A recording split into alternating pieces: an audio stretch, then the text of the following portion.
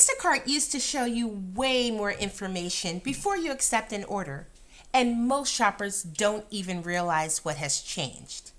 However, once you learn how to read the map, you won't be guessing anymore at all. And in case you don't know who I am, my name is T.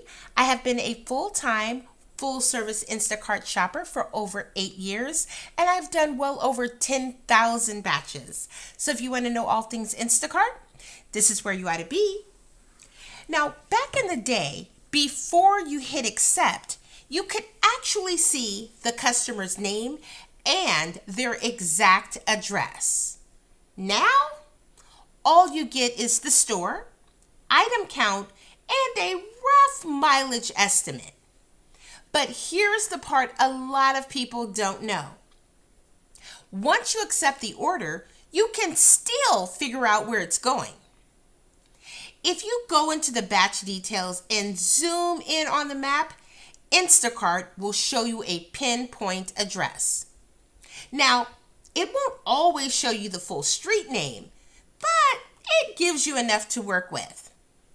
From there, you can search that address and see how many matches come up in that city.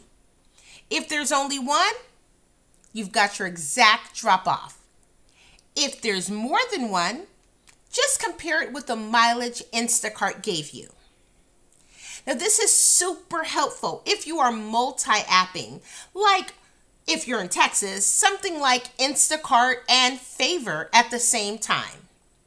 Now, if you're already at a store like H-E-B and another order pops up nearby from Favor, you can quickly check to see if Favor is going in the same direction, because on Favor, you can see the address. That way, if it's going in the same area, you can double up without wasting time, since you'll already be at the store. Just be smart with it and don't overload yourself. But if you do it right, you can make way more in the same amount of time. So, if this has been a helpful tip for you, please like, comment, and subscribe. And until next time, happy shopping!